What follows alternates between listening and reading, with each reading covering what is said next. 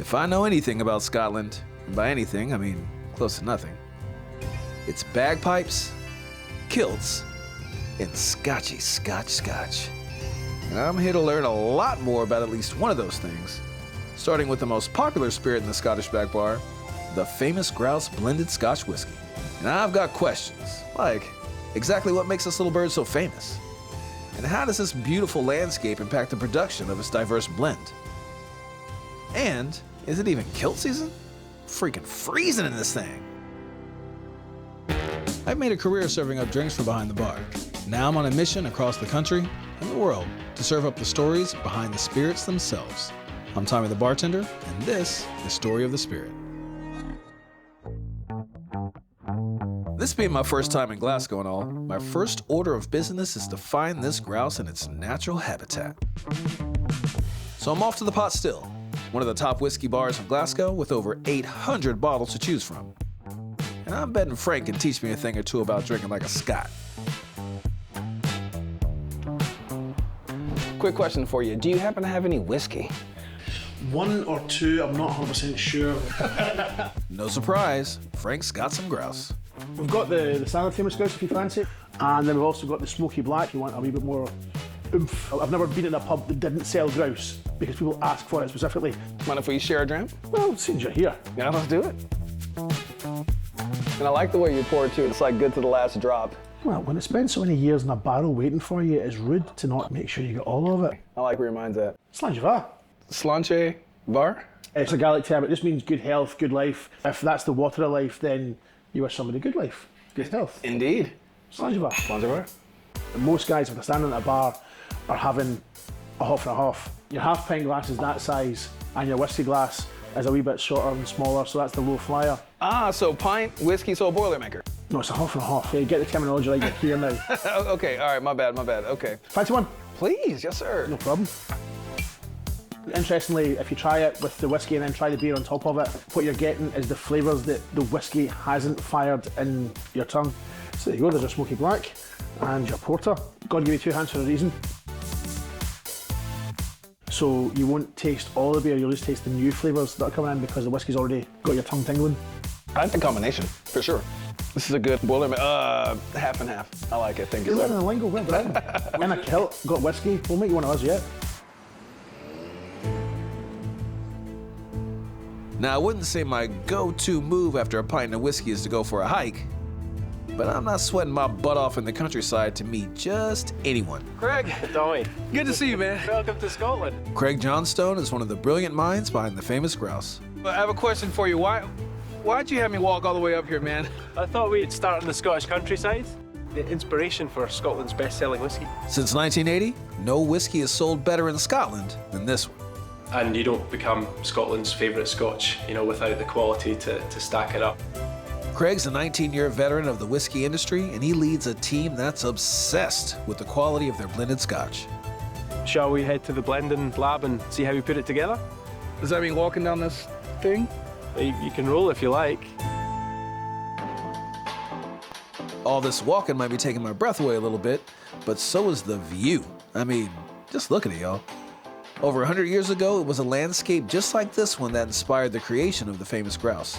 And that's why its creators named it after the birds here, instead of just slapping their own name on it. In 1896, our founder Matthew Globe released the Grouse brand of blended Scotch whisky. And in 1905, he was selling so much of the stuff that they rebranded the Famous Grouse, and his daughter Philippa actually sketched the first grouse that went on the label. We call her the woman behind the wings, and that has been our icon ever since. People see it around the world and they know it is a mark of good quality Scotch whisky. This is the 106 sample room at Famous Grouse HQ. Now, I'm not trying to spill all their secrets, but within this library of 11,000 whiskeys, you'll find the 50+ single malts that make up the Famous Grouse. And while the exact recipe changes based on what's available and how things are tasting, it's Craig's job to make sure each batch has the same best-selling Famous Grouse flavor and quality as the last. And that's why Craig and his team of expert sniffers check every whiskey at every stage of the process for quality and flavor profiles. And why he has to be an expert on all things Scotch. Which begs a question. Like J-Lo's booty, is your nose insured? It's not. I'm not very good at paperwork, to be honest, Tommy. Lucky for me, he is good at nosing whiskey. Have a sniff of that. The base of the blend is made up of grain whiskeys. This one is made from wheat. Carries a nice sort of raspberry bubblegum aroma. Okay. I'm pairing that with the oiliness of the corn whiskey as essentially a springboard for me to bounce the flavours of different single malts from. Even this tiny sampling of single malt shows just how different these whiskeys can be. This is a real nice fruitiness and it's quite clean spirit. It kind of like bloomed apple, maybe stone fruit. This one divides opinion. Let's see what you think of that. I want to say maybe kind of funky, maybe grassy. Spot on. That's what we would typify as a sulphury style single malt. okay. It's actually my favourite style of new make because it is so funky. It's a very, very small part of the final blend, but it'll give you that length of finish. Take it out, you can tell the difference. Now we're going to look at a couple that have something that Scotland's very famous for. Yeah, there you go. That's the first one that's got any smoke. And all that flavour is driven essentially by this stuff. So this is peat. It's big and it's intense. It likes to be the life and soul of the party. Islay whiskey, famously the peatiest Scotland has to offer, doesn't get an invite to the Famous Grouse finest party. But it is a key ingredient in their smoky black expression. It is a very, very small part of the blend, but it is big enough that a single malt drinker who loves a good Islay whiskey will find something they like in this. Fruity, sulphury, smoky. I know we're in Scotland, but are you familiar with the Fresh Prince of Bel-Air? I am indeed, yes. Do you remember that scene where they had the glasses? Now, obviously, this is pre-Oscars, Will, but is it just me, or does this beat kind of slap? Okay, moving on. I feel like doing that now, and that would be like the Famous Grouse song. And that song's just getting started. See how these are all clear? That's because they're new makes, fresh off the still. It's not legally Scotch until it's been in a cask. Yep, each new make will age for at least 3 years in barrels just like these. And every single barrel destined for Famous Grouse gets that TSA-style check-in first. Some of the casks that we see will be 80 years old. There's no point in us spending all that time down in the sample room looking at the new make spirit and making sure that's up to scratch to then pour it into an environment where it's going to be messed up. What we have here are a couple of American oak ex-sherry casks from Spain. So shall we have a sniff? Let's do it. Yeah. All right. Just stick your nose right in there. Take a deep breath. So these casks have been toasted on the inside. You're getting some nice toasted oak notes. It gives you more complex sweet aromas and flavours from the wood. So lots and lots of things that the cask is going to impart on the new make spirit. This is a good cask. After at least 3 years taking on all the flavor and color each hand-selected barrel has to offer, Craig's chosen whiskeys end up back in the sample room in a lineup just like this one. A nice sort of kaleidoscope of colours here. Because we used a refill cask, this is very, very pale in colour. You look at the one next to it, exactly the same distillery, different cask, much darker. That's from a more active cask, so it'll be more cask driven and give you that sweetness and that kind of toffee, vanilla, dried fruits. And obviously that fingerprint from the distilleries still in each of these samples. Craig's team samples and vets 80,000 per year just for the Famous Grouse finest. Every single one of them has had a check off by someone who is qualified to sniff whiskey for a living. So yeah, this is a tiny, tiny portion. Right now I'm thinking of it as like a 52-man NFL roster, you know what I mean? Yeah, totally fair. Each one of these will do its own job, right? All these different fingerprints and spikes of flavour. Sulphured, fruity, are they smoky? Have they got that grassy note? Are they peaty? And how intense? I can go to 100 different cupboards around Scotland to find the right ingredients. Blend that together using a 127-year-old recipe and deliver the same Famous Grouse flavour that everyone knows and loves every single batch. It is as complex as single malts out there, but with a much younger product. What do you think? Smooth? Smooth, it definitely lingers. This is incredible. I have a newfound favorite Scotch. Perfect. Cheers. After my crash course, I might as well give blending a try.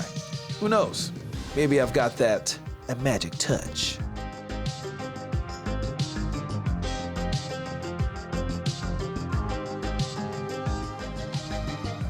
Or maybe I'll just leave this to the experts and stick to what I do best. Hit the streets to find a delicious cocktail. I've got one final stop on my wild grouse hunt. I just gotta make my way to the gate, a modern Scottish pub that knows their way around a famous grouse cocktail or two. Hey, how you doing? I'm good. I'm Tommy. Tommy, nice to meet you. Ali here is an award-winning bartender. I won an award 2 weeks ago for Worst Chat in Glasgow at the Glasgow Bar Awards. The worst chat? Worst Chat, yeah. Officially Glasgow's Worst Chat. What the hell is that? I mean, congrats on the award, but We also won Best Bar, so I'll take that. Okay, yeah, so in juxtaposition, Yeah. can't take the good without the bad. So. Yeah. Best bar, worst chat. I think I need a cocktail or two to get a true judgment of this place. So a penicillin is classically Famous Grouse whiskey, smoky black, lemon juice, honey and ginger syrup. We do a riff on a penicillin. What we change up is that we use ginger beer and fresh local honey as well. So it's a bit longer, it's a bit more refreshing.